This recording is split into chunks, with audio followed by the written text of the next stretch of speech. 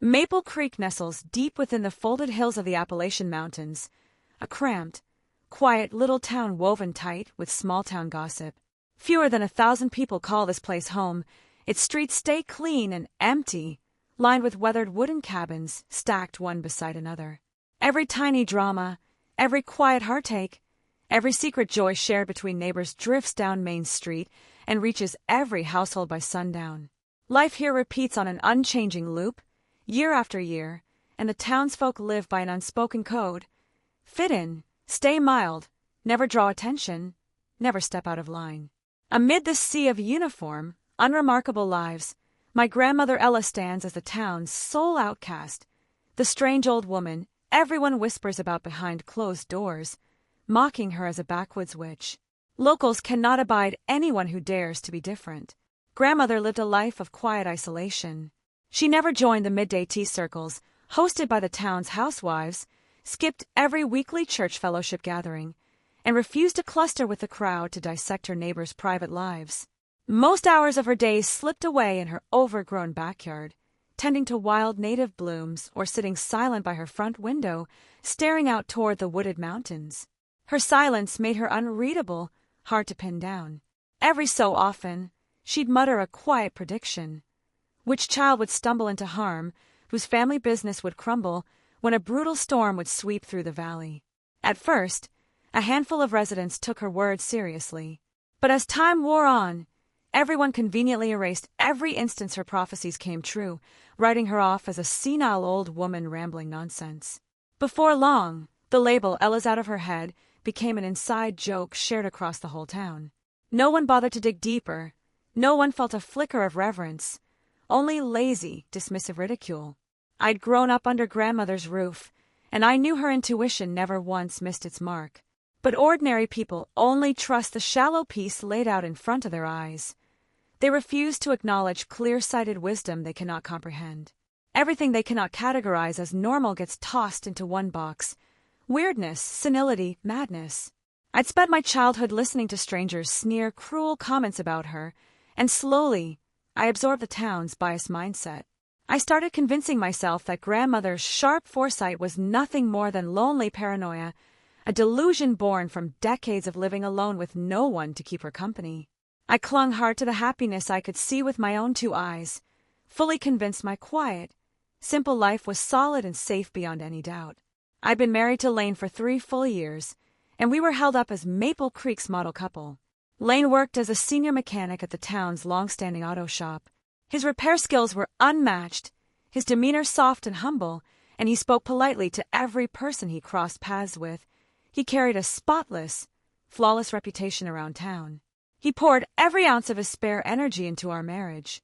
His mood never soured, he never picked fights with anyone, and he catered to my every whim with endless patience and affection. He never forgot anniversaries or small holidays, tended to every trivial household chore without complaint, and his gentle thoughtfulness left zero room for criticism. Every woman in town envied me nonstop, saying I'd landed the perfect husband, the luckiest wife Maple Creek had ever seen. This cross-state road trip had been Lane's 2-month passion project, a 3rd wedding anniversary surprise crafted entirely for me. Every evening after his shift, every free weekend hour, he mapped out mile after mile of driving routes, compared safety ratings and amenities at every lakeside rental cabin along our path, fully overhauled our family vehicle to fix every mechanical flaw, and drafted a detailed packing checklist item by item. Time and again, he pulled me into his arms and whispered vivid pictures of our upcoming getaway: winding mountain highways, secluded lakefront cottages, blazing sunsets spilling over the mountain peaks. He claimed this trip would fill the empty space left by our failure to travel anywhere together since tying the knot, promising an intimate, romantic escape just for us. My closest girlfriends and every neighbor we spoke to gushed endlessly about our picture-perfect marriage. Everyone labeled Lane an irreproachable husband, convinced our partnership was unbreakable, built on pure, unshakable devotion. I drowned in the tender illusion Lane had carefully constructed for me, lowering every guard I'd ever held. It never once crossed my mind to doubt the man sleeping beside me each night. I truly believed life would stay soft, my partner honest, and every remaining day of my life calm and untroubled. The evening before our departure, The sun sank slow behind the mountain range, painting our entire backyard in warm amber twilight. A light mountain breeze carried the sharp, fresh scent of pine and wild fern through the open screen door. I sat by the bedroom's floor-to-ceiling windows, sorting through clothes, skincare bottles, and personal travel supplies, eager to finish packing before dusk fell, so we could hit the highway at dawn the next morning for our long-awaited anniversary vacation. Only a dim, warm floor lamp lit the bedroom, casting soft, muted shadows that wrapped the room in a peaceful, cozy atmosphere. I bent forward to fold a thick knit cardigan when the bedroom door slid open without a single footstep to warn me. A thin, cool gust of wind swept inside, rippling the linen curtains hanging beside the glass. I lifted my head instantly to find Grandmother standing rigid in the doorway. Her thin, gaunt frame looked fragile against the dim light, yet her whole bearing carried a heavy solemnity I'd never witnessed from her normally mild, laid-back self. She didn't flip on a single light, didn't utter a single word, only fixed her unblinking gaze straight on me. Her eyes brimmed with a weight of dread, panic, and sorrow I couldn't begin to parse. Before I could open my mouth to greet her, she strode quickly across the carpet to my side, lifting a dry, bony hand that clamped tight around my wrist. Her grip was iron-hard, nothing like the loose, frail hold I expected from a 70-something woman who spent most days resting indoors.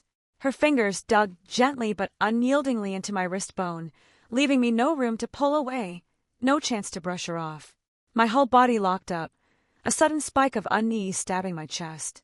I was about to ask what troubled her when Grandmother leaned her face all the way down, pressing her cool lips directly against my ear. Her voice dropped to a breathy murmur, nearly swallowed by the wind drifting through the yard, every syllable cold and absolute, no hint of playful exaggeration anywhere in her tone. Do not get in that car with him. If you set foot on that road, you will never come home alive. A frigid chill raced up my spine, straight to my scalp, leaving my skin prickling and my limbs stiff as ice. I tugged my wrist free from her grasp and stared up at her grave, lined face, speaking softly to soothe what I assumed was overactive elderly anxiety. Grandma, it's just a regular road trip. Lane spent 2 whole months mapping out every stretch of pavement, double-checking all the highway conditions. We're sticking to well-traveled tourist routes the entire time. There's nothing dangerous waiting for us out there. I tried to ease her worries with gentle reasoning, but Grandmother's gaze never softened one fraction. Those eyes, forged by decades of watching human nature unfold in every ugly and beautiful form, cut clean through 3 years of Lane's tender disguise, peering straight into the endless darkness he'd hidden deep beneath his kind exterior. Every resident of Maple Creek knew Grandmother lived apart from everyone else, quiet and stubborn, prone to bizarre, unprompted warnings.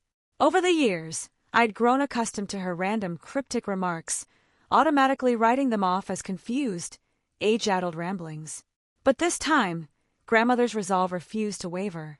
She tightened her grip on my arm once more, her eyes locked unwaveringly on mine, her tone heavy with desperate urgency, begging me to listen. Do not dismiss my words. I've lived a full life, and I have never misjudged a single soul. This is no vacation. It's a one-way road built only for your death. Panic tangled tight in my chest, and I pushed back without hesitation. Lane treats me with endless kindness, gives in to every one of my wishes, supports me through every hard moment. How could he ever wish me harm? Grandma, you're letting your imagination run wild. Grandmother shook her head slowly, grief and helplessness etched deep into every wrinkle on her face. She loosened her hold on my wrist at last, lowering her voice to whisper the single survival rule that would later become my only chance to escape destruction, my sole lifeline amid a carefully laid death trap. I won't force you to believe me right now, but if you want to stay breathing before you decide to cancel this trip, you must complete one task in total secrecy. Dig through every private possession he owns, every online account, every stored digital file. Collect every bank statement, every personal accident insurance policy, every printed travel route plan, every hidden legal contract he signed over the past 12 months. Leave no paper, no screenshot overlooked. Gather your evidence quietly, store it hidden away, and tell not a soul what you found. This is your only shot at surviving. Once she finished delivering that critical survival instruction, She offered no further explanation. She turned on her heel and walked straight out of my bedroom. Her aged silhouette looked resolute yet desolate, and she closed the wooden door soft behind her before I could fire off a single follow-up question. No matter how loud I called her name through the closed door, she refused to answer, sealing herself away in silence. I stood alone in the empty bedroom, wind drifting through the open window, yet unable to lift the fog of confusion and dread swirling in my mind. Two opposing truths warred violently inside my heart. On one side, grandmother, who'd raised me and whose predictions had never once proven false. On the other, my husband of 3 years, whose gentle devotion had seemed unshakable every single day we'd shared under one roof. I replayed her grim warning over and over in my head, still unable to accept the absurd possibility that my caring partner harbored murderous intentions.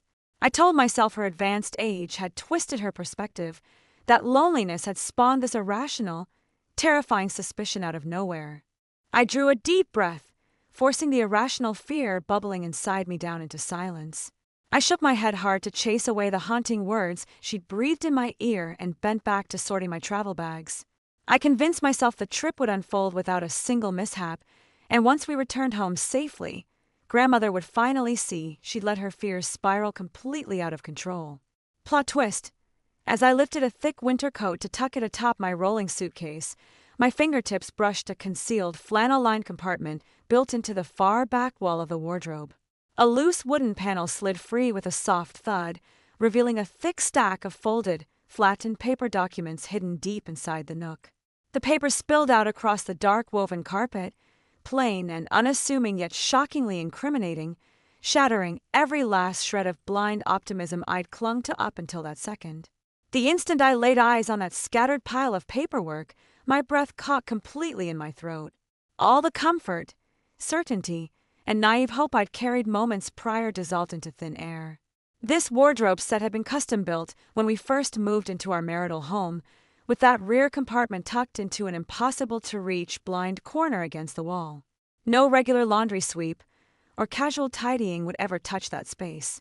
Lane had never mentioned the secret storage cubby to me, and I'd never once realized our closet contained such a perfect hiding spot for private, incriminating materials. I sank slowly to my knees, my fingertips brushing the cold, printed paper surfaces. Every sheet sat smooth and unwrinkled, dust-free, clearly tucked away and tended to for months on end, deliberately concealed from my sight. The steady sense of security I'd carried for 3 years crumbled bit by bit, replaced by a tangled mass of doubt and dread that made my whole body go cold. I forced my racing heart to slow, casting a sharp glance toward the bedroom door to confirm no footsteps approached the house, that the yard sat empty and silent. Only then did I carefully lift the top stack of pages. They were printed screenshots of online chat logs, formatted neatly with clear timestamps spanning 8 full months, covering more than half of our entire marriage together. The contact name typed at the top of every page held just one word, Claire. That name was not unfamiliar to me. Lane had brushed past it casually once, explaining Claire was his college ex-girlfriend, that they'd cut all contact after graduation years ago, nothing more than distant old acquaintances. I'd never felt the urge to dig deeper, accepting his half-truth without a single ounce of distrust, never guessing it was a carefully constructed lie from start to finish. But every line of text printed across those pages ripped his 3-year gentle disguise to shreds, laying bare a filthy, treacherous reality. Their exchanges were overtly romantic, unapologetically blunt, filled with constant mockery and calculated schemes targeting me. They'd restarted their romantic affair in secret months earlier, meeting behind my back whenever Lane claimed to work overtime or run errands around town. Night after night, they typed cruel jokes mocking my blind innocence, sneering at my wholehearted, unreserved faith in my husband, jeering at how oblivious I remained to the trap closing around me. She's far too gullible to ever suspect a thing. She'll follow every word I say without question for the rest of her life. Once this cross-state trip wraps up, her house, her savings, and the insurance payout will all belong to us. Once we get through this final getaway, we'll move to a big city and leave this tiny town behind, rid of this tedious, worthless wife weighing us down. Each cruel sentence stabbed straight through my chest like dozens of tiny sharp blades. My fingers trembled uncontrollably, blood slowing to a sluggish crawl through my veins, my limbs stiff and numb. The man I'd lived beside, cared for, and trusted with my entire future had collaborated with his former lover for months, plotting nonstop to seize my assets, ruin my life, and end my existence. Grandmother's bone-chilling warning exploded fresh inside my mind. If you set foot on that road, you will never come home alive. Her words were no longer the confused ramblings of an isolated elderly woman. They were a premonition of a death trap, a desperate plea meant to pull me back from the edge of murder. A wave of icy dread washed over my entire frame, wiping out every last trace of wishful thinking I'd clung to. I gathered all the scattered papers quickly, spreading them flat across the bedroom vanity table to examine every line with meticulous care, refusing to overlook even the smallest detail.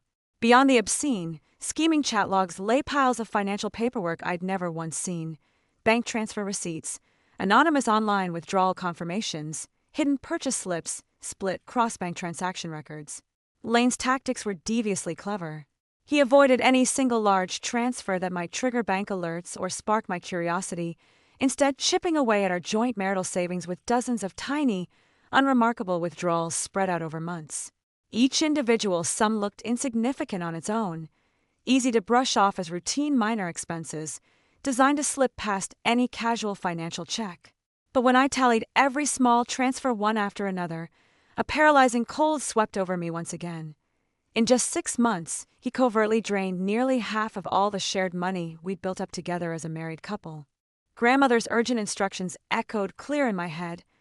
Collect evidence privately, plan your counterattack in silence, never act impulsively, protect your own life above everything else. Any sudden confrontation now would alert Lane to my discovery, locking me into a hopeless, deadly position with zero room to fight back. I fetched an old spare smartphone I rarely touched, switching it entirely to silent mode, disabling location tracking, turning off all device sharing features, and severing every cloud sync link to ensure Lane's electronics could never detect unusual activity from the device. I snapped high-definition photographs of every single document, sorting them into 3 labeled digital folders: extramarital chat records, asset transfer bank logs, hidden private paperwork. On every image I captured, I manually typed the exact time I'd found each piece of evidence, its purpose, and its corresponding timeline, guaranteeing every file remained clear, traceable, and legally admissible in court. Through the entire evidence-gathering process, I maintained icy composure. No tears spilled, no panic attacks overwhelmed me, no reckless urges to storm out and confront Lane took hold. Only clear, deliberate planning. Once I finished photographing everything, I refolded all physical documents exactly as I'd found them, sliding them back into the wardrobe's hidden compartment and rearranging the loose wooden panel to look untouched, erasing every trace I'd searched the nook. I locked the spare phone inside a private drawer and returned to folding my travel clothes at a leisurely pace, forcing my facial expressions to radiate eager excitement for our vacation, fully embodying the naive, unsuspecting wife he expected me to be. Late that afternoon, the front gate creaked open as Lane returned home from the auto shop. He shed his grease-stained work uniform, washed his hands thoroughly, and wrapped his arms around my waist from behind exactly as he always did, resting his chin lightly on my shoulder. His warm breath fanned across my ear, his tone soft and adoring, identical to every other evening we'd spent together. "Darling, have you finished packing all your bags? We'll hit the highway bright and early tomorrow morning. Finally, I get to take you away for a much-needed break." That familiar gentle tone, that affectionate physical gesture, now sounded hollow, sickeningly fake to my ears. I pushed down the boiling rage and cold disgust swirling in my chest, slowing my voice to sound soft and unconcerned as I replied. "Almost all set, just wrapping up the last few small items before dawn tomorrow." As I spoke, I shifted my gaze sideways slightly, catching a fleeting flicker of calculating cold malice hidden deep within his eyes. That cruel glint vanished so fast most people would dismiss it as a trick of dim lighting, yet it burned vivid and undeniable in my memory. In that split second, I understood fully 3 years of gentle gestures, every thoughtful sacrifice, every loving word exchange between us had been nothing more than an elaborate, rehearsed performance. Plot twist. I attempted casual small talk, asking for specifics about lakeside cabin locations, scenic overlook stops, and the exact mile-by-mile travel plan to test his reaction. Lane's eyes darted away, his speech disjointed and vague, constantly shifting the conversation to unrelated trivialities to avoid answering my questions directly. I dropped the subject without pushing further, staying up long after he fell asleep to log into his private travel booking account. The complete driving route I uncovered crushed whatever faint hope lingered inside me. The itinerary contained 0 famous tourist stops or scenic overlook roads. The vast majority of the path wound through uninhabited mountain backroads with no traffic cameras, 0 cell phone service, lined with unguarded cliff edges and blind, steep curves, hazardous stretches, even lifelong local residents avoided whenever possible. Darkness swallowed the mountain valley whole, and Maple Creek sank into complete stillness. Single dim streetlights dotted the empty roadways, casting faint yellow streaks across abandoned pavement, every house window sealed tight behind drawn curtains. A heavy, oppressive quiet hung thick in the air, carrying a quiet sense of looming disaster. Lane finished washing up for bed, scrolling mindlessly through his cell phone atop the mattress for a short while before his breathing slowed into deep, steady sleep rhythms. Normally, he slept extremely lightly, stirring awake at the quietest creak or soft footstep, yet tonight he rested soundly, utterly unguarded. It was obvious he believed his elaborate scheme was airtight, every detail perfectly under his absolute control. I lay motionless beside him, my eyes wide open with no trace of sleepiness. The man I'd shared a bed with for 3 years rested peacefully inches away, his soft facial features appearing harmless and unthreatening in the low moonlight filtering through the curtains. Yet I now saw past that harmless exterior, fully aware of the bottomless greed, selfishness, and vicious cruelty lurking beneath his mild surface. I waited a full 30 minutes to confirm he'd slipped into deep, unbroken sleep, incapable of rousing quickly. Only then did I carefully roll sideways out of bed, stepping barefoot across the soft wool carpet to eliminate any sound. I gripped my silent spare phone, using its faint screen glow to continue digging through every hidden digital account he owned, hunting for more concealed proof of his deadly scheme. I recalled a rarely used secondary email address Lane had never once mentioned to me, an account he'd carried since his college years, buried and forgotten in plain sight. I typed in the username and password I'd accidentally memorized months prior, logging in on the first attempt. A pinned email attachment popped onto the screen instantly, its content sending a paralyzing cold shock surging through every limb of my body. It was a digital copy of a high-value personal accidental death insurance policy, dated exactly 90 days prior to our planned trip, with a total payout value of $120,000. I read every line of fine print with shaking focus. The covered party listed on the policy was me, and the sole beneficiary field contained one single name, Lane, entitled to claim the entire lump sum payment with no other heirs listed to split the funds. I opened every attached supplementary document, signed insurance application forms, online premium payment receipts, risk disclosure statements, full underwriting terms, all completed fully and legally valid, with no loopholes or procedural errors to invalidate the contract. The timeline alignments that followed sent chills crawling up my spine.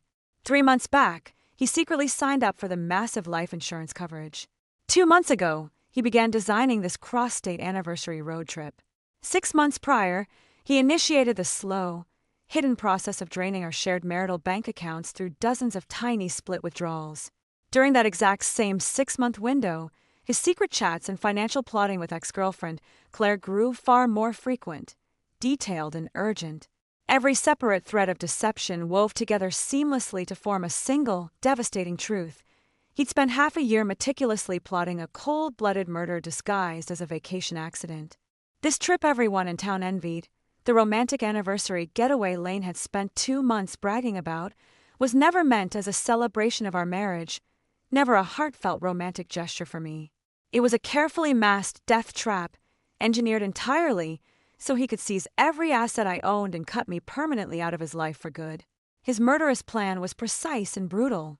He intended to navigate those remote, camera-free mountain backroads, intentionally losing control of the vehicle to crash over an unprotected cliff edge, fabricating an entirely believable single-car accident fatality.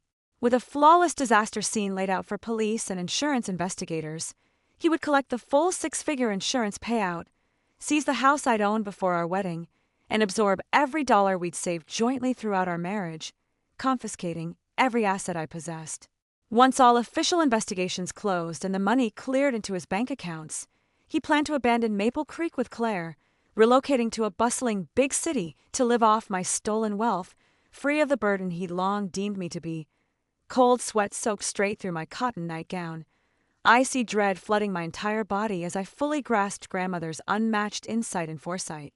She was not a deranged, rambling old woman filled with irrational fears. She simply read human nature far too clearly, spotting the venom hidden behind Lane's gentle mask months before I uncovered tangible proof of his crimes. She'd foreseen my impending violent death and fought desperately to plant a survival plan in my mind before it was too late. That I suppressed all surging terror, rage, and paralyzing fear, clinging to unwavering rationality.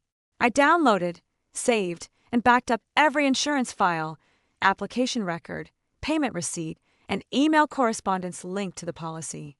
To guarantee the evidence could never be erased or altered, I uploaded encrypted copies to multiple separate cloud storage services, simultaneously forwarding the complete file bundle to my retained family attorney's professional email address and an independent digital evidence archiving platform, permanently timestamping every piece to lock in irrefutable proof of his premeditation.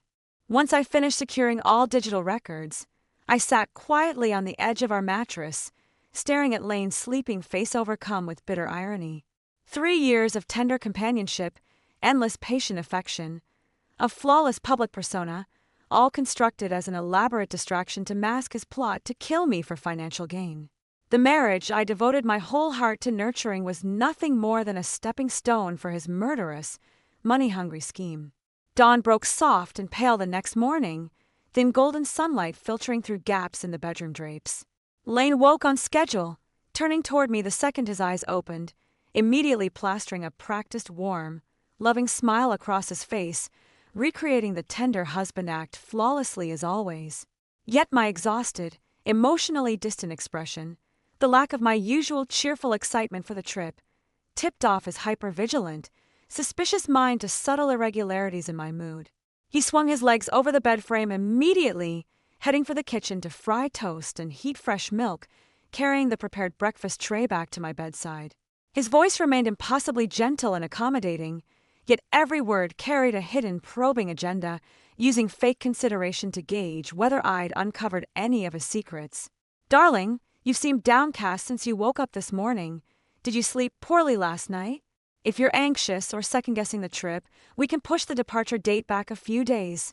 I don't want you forcing yourself if you're uncomfortable." His offer of flexibility was a calculated trap, pretending to prioritize my comfort while measuring my reaction to judge how much I suspected his deadly scheme. If I revealed even a hint of full awareness, he would adjust his timeline instantly, potentially resorting to far more violent, immediate measures to eliminate me before I could gather complete proof against him. I read his manipulative tactic clearly, crafting a fragile, anxious demeanor to match the persona he expected from a naive, slightly nervous wife. I spoke softly, feigning mild stress over long mountain driving stretches. "I'm just nervous about all those winding mountain roads we have to cover, nothing more. I'll feel better once we get on the highway tomorrow." Once those words left my mouth, every trace of wariness faded completely from Lane's features. He reached out to ruffle my hair tenderly, leaning down to brush a light kiss across my forehead, his tone oozing manufactured devotion. "Don't worry one bit. I'll handle all the driving the entire trip, keep us steady and safe the whole way."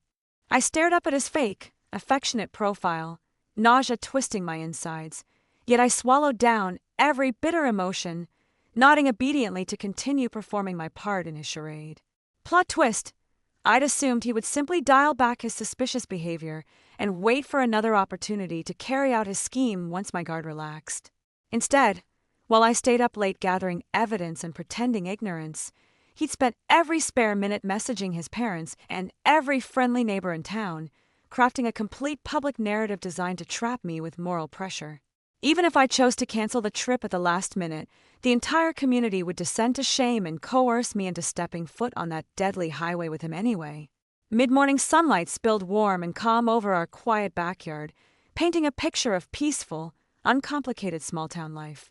That serene atmosphere shattered abruptly in the early afternoon when loud, insistent knocks hammered against our front door, sharp and suffocating in their urgency. I pulled the door open, and my heart sank instantly. Lane's mother and father had driven over together, accompanied by 3 elderly neighborhood women closely aligned with his family. The group of 5 filed into our living room as a single unit, filling the open space completely and weighing the air down with stifling, unspoken pressure. In that instant, I understood Lane's fully realized manipulation. This group visit was no last-minute spontaneous chat. It was a pre-planned, coordinated ambush, organized overnight with unified talking points, designed to lock me into the trip through family obligation, community gossip, and heavy moral guilt-tripping. My mother-in-law stepped forward first, grabbing my hand in an overly warm, forced grip. Her words sounded gentle on the surface, yet every sentence carried unspoken blame and suffocating pressure. Lane told me you've been restless and hesitant to go on your anniversary trip lately, honey. It's just a simple little vacation to celebrate 3 years of marriage. No need to overthink every tiny detail and work yourself up into a state. My father-in-law stood rigid beside her, his facial features hard and judgmental, speaking with the stern authority of an elder determined to lecture me into compliance. Young women these days get far too wrapped up in silly overthinking. Your grandmother's advanced age has muddled her mind. She's lived isolated and strange her whole life, so whatever wild story she spouts don't deserve a single second of your attention. Don't let her confused ramblings ruin all the effort Lane poured into planning this special trip, and don't let her nonsense create rifts between you and your husband. The neighboring elderly women chimed in one after another, repeating identical lines as if they'd memorized a shared script, all dismissing grandmother as delusional and labeling my hesitation irrational, unreasonable paranoia. Everyone in town knows old Ella rambles nonsense nonstop. We all brush her weird comments off without a second thought. You ought to do the same. Lane's such a steady, caring husband. You'd never find another man as thoughtful as him around here. Don't throw away your happy marriage over unfounded worry. You two have such a lovely life together. Don't let one senile woman's odd mutterings tear your household apart. Every person filling my living room worked in tandem to twist the truth completely on its head. They painted clear-sighted grandmother as a mentally unstable eccentric, framed my legitimate fear as petty, unreasonable overthinking, and rebranded Lane's murderous premeditation as thoughtful, loving devotion to our marriage. I saw Lane's full, terrifying master plan laid bare before my eyes. He predicted I might hesitate after grandmother's warning and my own private discoveries, so he mobilized every family member and acquaintance he could sway to construct an inescapable web of small-town social pressure around me. He understood perfectly how Maple Creek's rigid social expectations operated. Refusing the trip would brand me ungrateful, unappreciative, and emotionally unstable in every resident's eyes. Questioning Lane's intentions would mark me as bitter, distrustful, and impossible to please, stripping me of any credibility to voice my real fears to anyone in the community. He never truly wanted a vacation. He only needed a flawless, unsupervised chance to stage a fatal accident. Even if I caught wind of the danger and attempted to back out beforehand, the entire town would hound and judge me relentlessly until I surrendered and climbed into that death trap vehicle beside him. Collective prejudice, blind group conformity, and family loyalty all became willing accomplices to his plot to end my life. Every person in that room sided unconditionally with Lane, ready to lecture and condemn me without pausing to hear a single word of my perspective, without bothering to entertain the possibility my gut instinct held merit. Everyone stood perched on a self-righteous moral high ground, ready to bully me into submission for the sake of preserving Lane's perfect public reputation. I drew a long, steady breath, pushing down every surge of anger, terror, and cold resentment swelling inside my chest. I clung firmly to grandmother's critical advice. Stay quiet, maintain a low profile, avoid explosive confrontations at all costs, and gather every shred of evidence to strike one irreversible, decisive blow when the moment arrives. I smoothed away every trace of tension and doubt from my expression, adopting a meek, compliant tone and a docile, agreeable demeanor to satisfy their demands. I've been overthinking everything far too much. You're all completely right. I'm letting my imagination spiral out of control for no good reason. I'll get in the car tomorrow morning without any more complaints and enjoy the trip with Lane fully. The second those words left my mouth, every tight, strained expression relaxed across the group's faces. They exhaled visible relief, showering me with patronizing praise for being sensible and cooperative. After exchanging a few superficial pleasantries to confirm I would not back out at the last minute, they filed out of my house one by one. The moment the front door latched shut behind them, all the artificial calm evaporated from my features, leaving only unshakable clarity and icy resolve. I pulled out my smartphone and opened the continuous audio recording I'd started the instant they stepped over my threshold. Every word of their collective guilt-tripping, every dismissive remark targeting grandmother, every line pressuring me to risk my life on the trip captured crystal clear on audio, another unassailable piece of evidence to add to my growing archive against Lane and his enablers. I spent the rest of that afternoon and the entire night awake, working with unbroken, cold focus to organize, cross-reference, and complete every link in my comprehensive evidence chain. I cross-checked every single asset transfer log line by line, labeling each withdrawal's exact timestamp, dollar amount, recipient account, and purpose. I fully cataloged every clause, payment date, and liability rule within the deadly accident insurance policy. I captured full screenshots documenting the remote mountain routes' hazardous terrain, lack of surveillance cameras, and dead cell service zones, citing official state highway safety disclaimers for those unmaintained roads.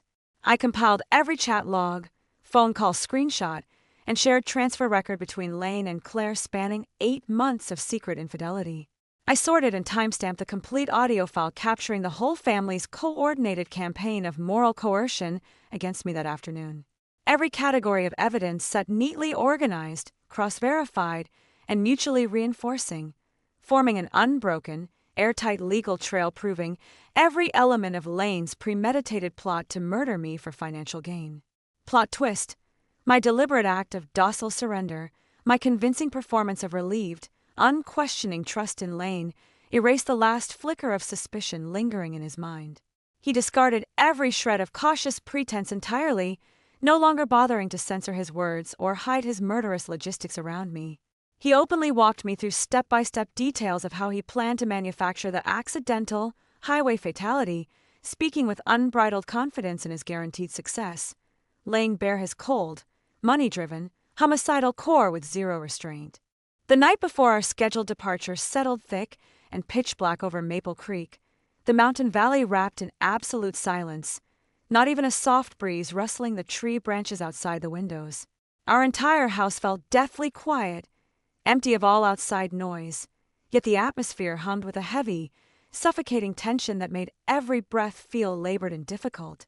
Once we finished a quiet, tension-filled dinner, Lane skipped our usual routine of chatting over travel plans or assisting with last-minute packing chores.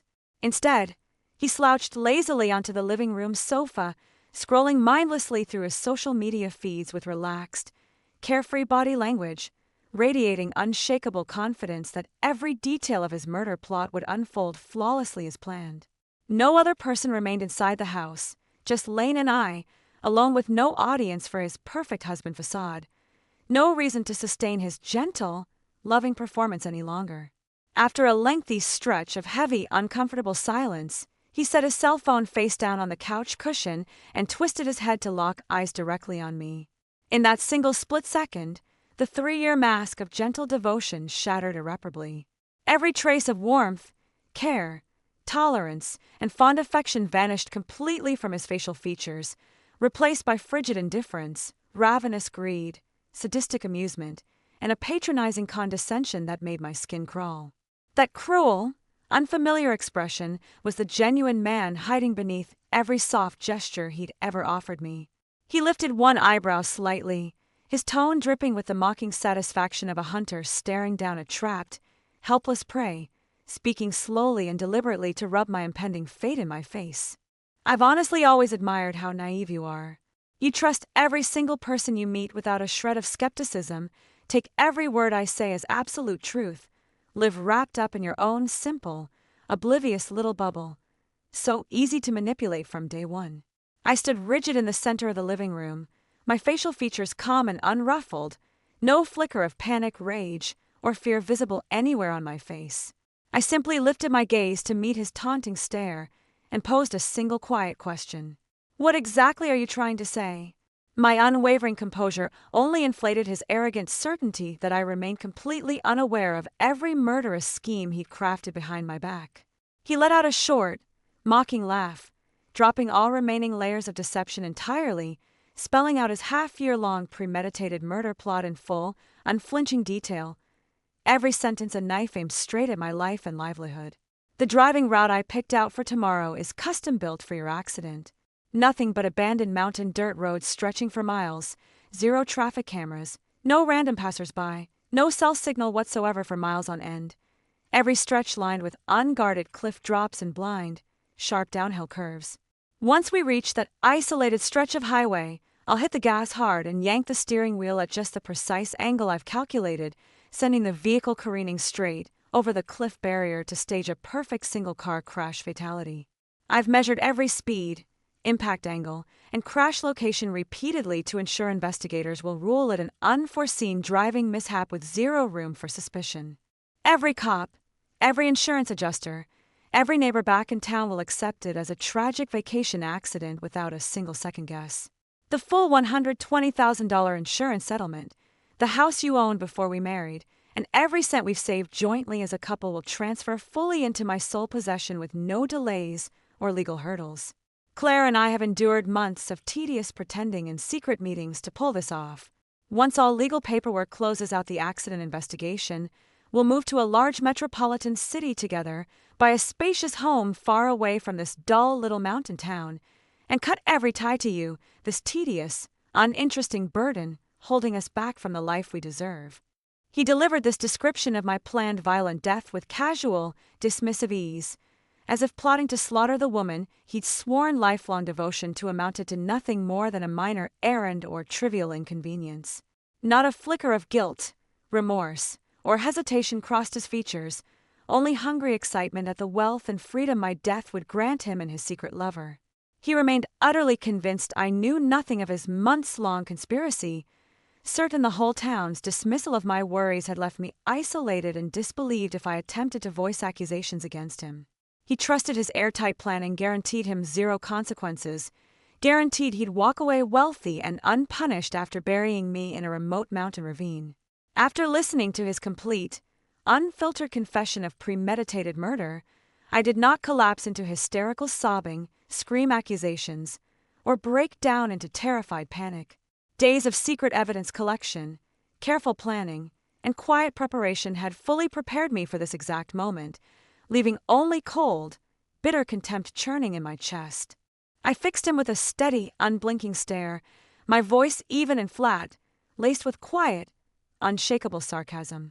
Are you truly convinced every single part of this plan falls perfectly under your control? Do you honestly believe there's no possible way this could backfire on you? Lane scoffed openly, his gaze overflowing with unbridled disdain, writing my calm pushback off as meaningless, desperate last-minute whining from a victim with no means of defending herself. Backfire? How exactly do you plan to stop me at this late hour? The second those arrogant words left his lips, I discarded all restraint and secrecy, lifting my smartphone and tapping one button to cast every stored file directly onto the large wall-mounted living room television screen.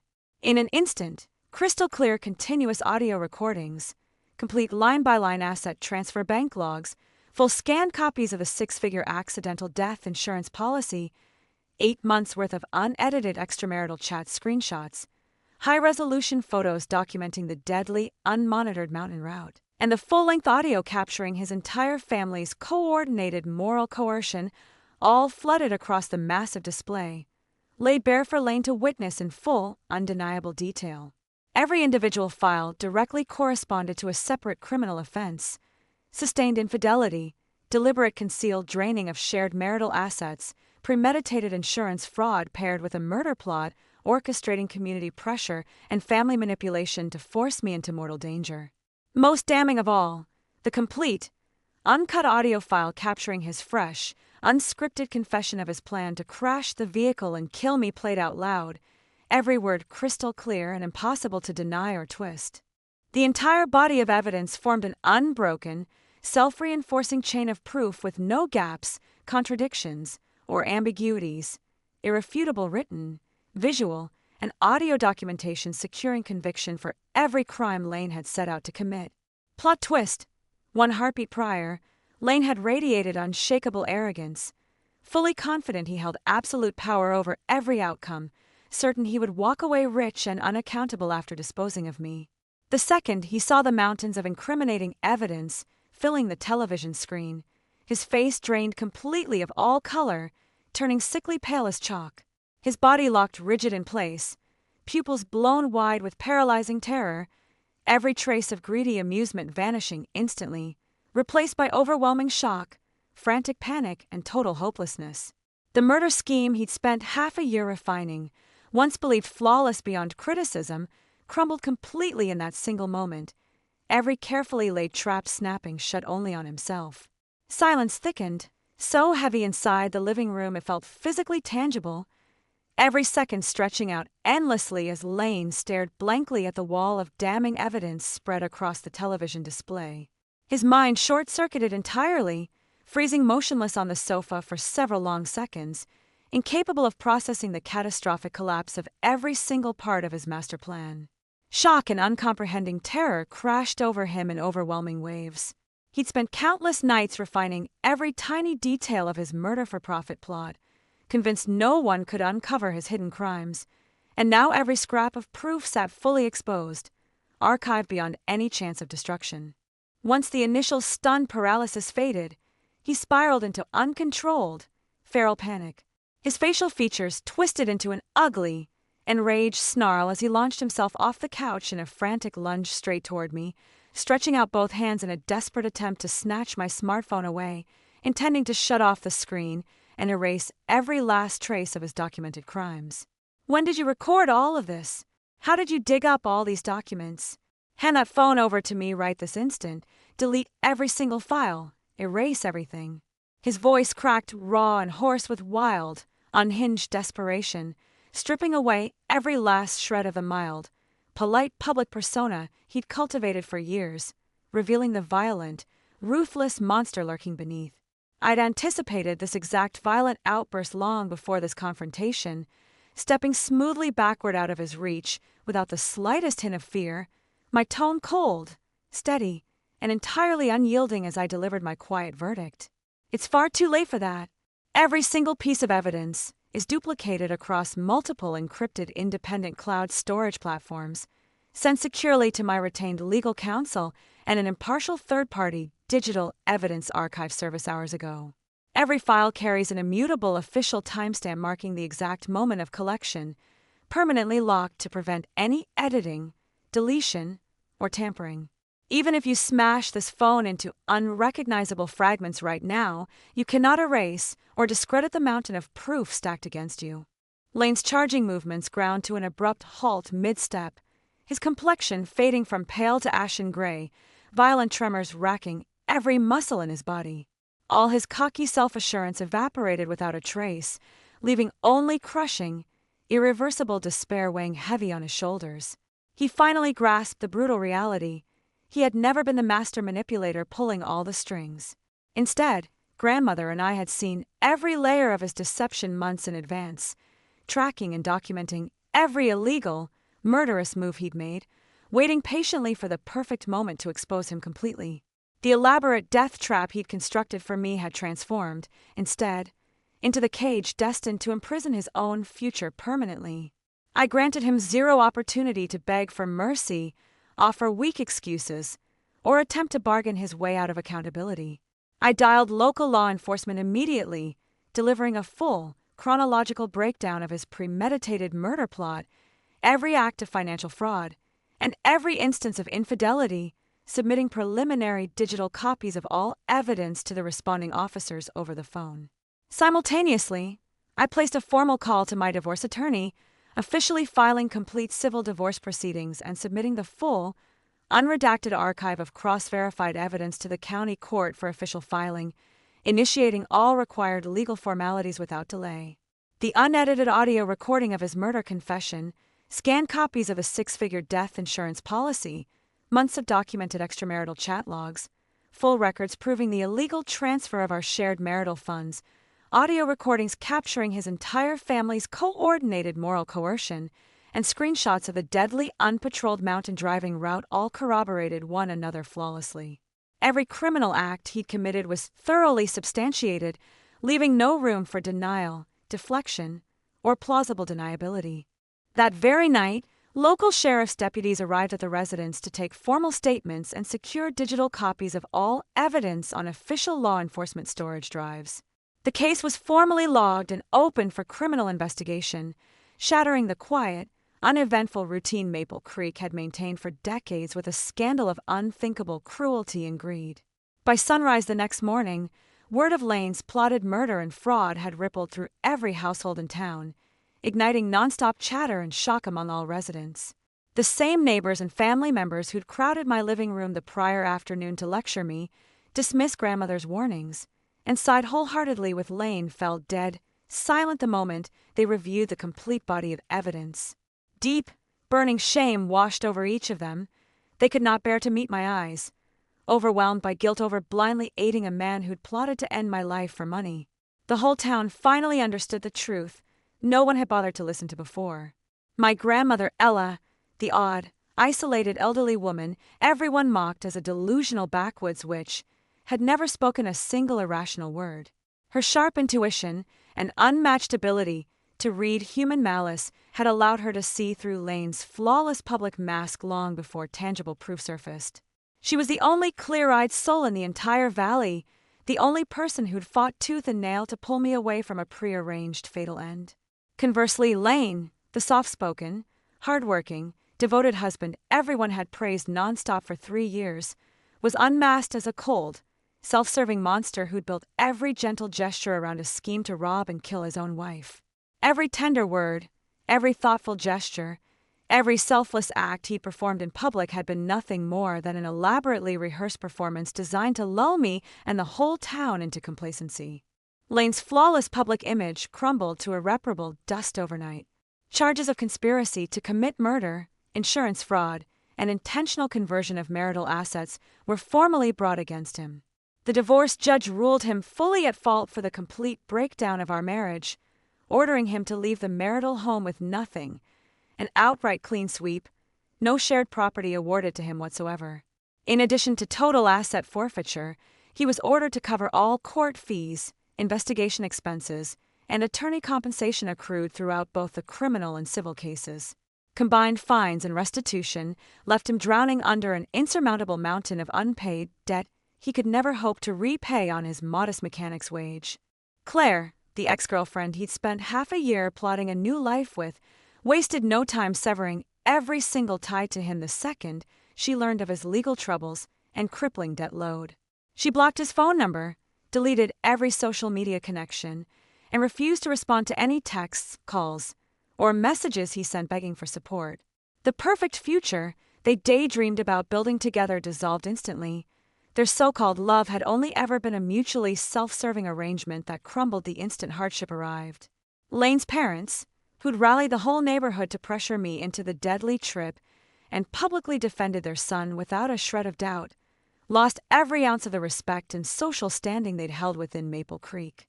They could no longer stroll down Main Street without enduring quiet stares, whispered criticism, and open judgment from townsfolk. No local family invited them to community barbecues, church events, or casual social gatherings ever again. Trapped under a permanent cloud of humiliation and public condemnation, they rarely left their own house, condemned to live with the knowledge they'd aided their son's murderous scheme through blind, biased loyalty. Court proceedings moved swiftly and fairly, with every piece of cross-confirmed evidence speaking for itself. I successfully recovered every dollar of the marital savings Lane had secretly siphoned off, retained full legal ownership of my premarital house and all personal assets I'd brought into the marriage, and obtained a full, permanent legal separation that cut every legal and financial tie binding me to Lane for good. There would be no second chances, no reconciliation, no opportunity for him to manipulate or harm me ever again. Once the entire legal ordeal drew to a close, I immediately canceled all bookings tied to the cross-state death trip, rental vehicle add-ons, lakeside cabin reservations, prepaid scenic activity tickets, every last remnant of his murderous plan erased entirely from my life. I deleted all save travel routes, packing lists, and photos we'd taken together during our 3 years of marriage, erasing every trace of the false, dangerous life I'd nearly lost everything to preserve. I put the marital home up for sale shortly after the court judgment finalized. Every wall, every piece of furniture, every corner of that house held echoes of Lane's hidden lies and deadly scheming. I could no longer stand to reside in a space built on deceit and bloodlust. I packed my few belongings and moved permanently into grandmother's small, weathered cottage on the edge of town, resolving to spend all my days by her side.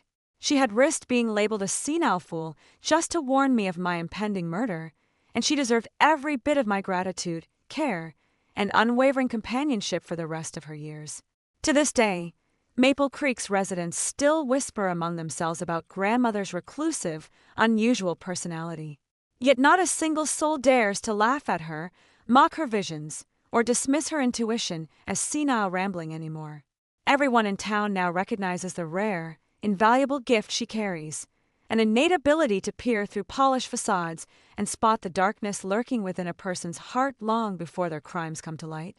With only a quiet, urgent warning and a handful of simple instructions to gather proof, she pulled me free from a meticulously crafted death trap that would have robbed me of my life forever.